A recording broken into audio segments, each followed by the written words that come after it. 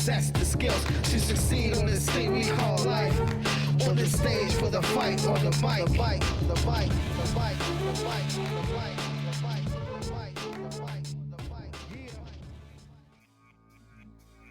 Suitcases of memories. Sorry.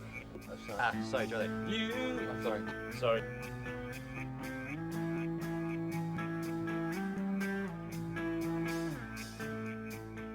用咗呢條橋去 start 成件事。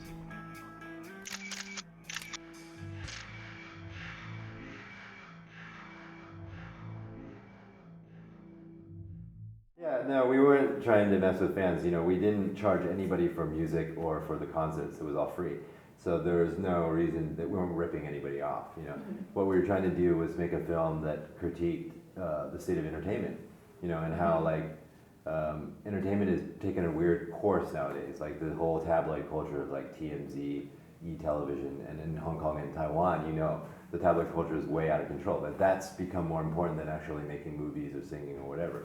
And then also at the same time, we want to make a critique and comment about the kind of products that were being made in the industry. Like at that time, F4 was really popular, right? Mm-hmm. And to me, like growing up here in the States, and we're growing up in the punk scene and watching that kind of music, that wasn't real music to me. Like boy band music wasn't, because it's this packaged, saccharine flavored, weird mainstream pop music that that was like, you know, you don't have to know how to sing. You know, computers will fix people's voices, auto-tune fix people's voices.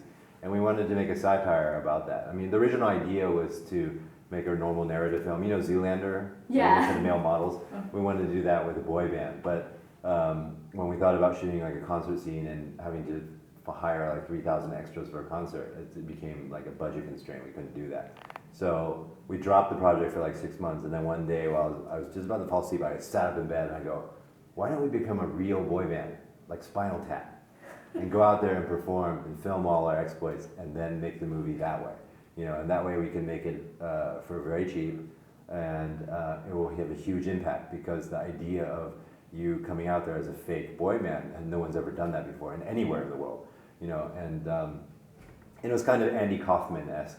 I don't know if you know Andy Kaufman was, you know, he blurred that line of reality when he did this like fake pro wrestling thing. People thought he was serious, but he was actually a big comedy sketch, you know. And so we wanted to play with those ideas in Asia, you know, because no one's ever done that before. And so obviously there were some bad reactions because people weren't prepared for that. That hadn't happened in that culture before. But at the same time, because of that, it made the message much more strong, which was, yes, the entertainment business is superficial, and there's a lot of superficialness about it. But if you know to look for the right things, you can find the pure art in the business. You know, people look at it differently, and there's a lot of different themes and different issues peppered in there. Everything from, you know, manufactured music to feeding media information to become more popular, like let's say Paris Hilton and Kim Kardashian, being famous for doing nothing. You know, like those ideas.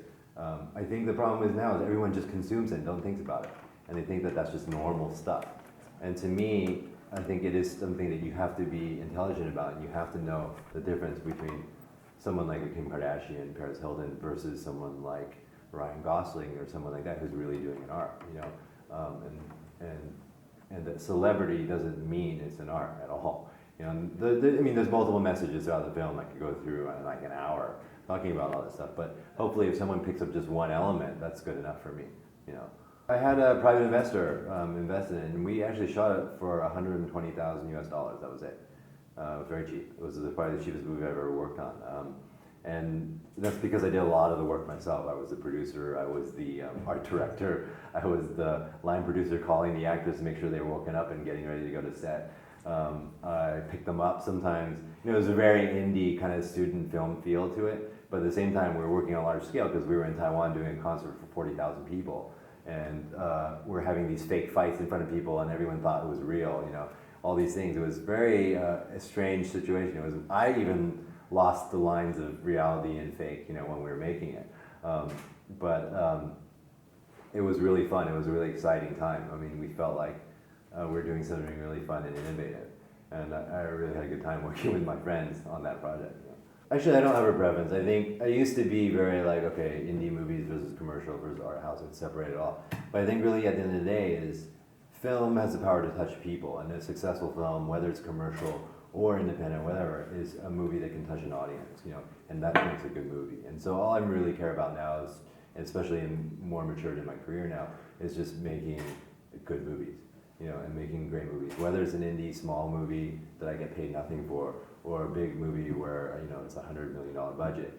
To me, it's about the quality of the film, and if that film is touching an audience, you know. I'm not too into like the Transformer type of movie, you know, things like that. I don't choose to do a kind of project like that, but whether it's commercial or independent, it doesn't really matter to me. It's just the content of the film and who the director is and who you get to work with, you know. And the most important thing is having fun. You know, there's no reason to not have fun on a movie, you know. So I'm incredibly lucky to have that opportunity. So why not make it fun, you know? One thing is desire to have the will, but it's another thing to actually possess the skills.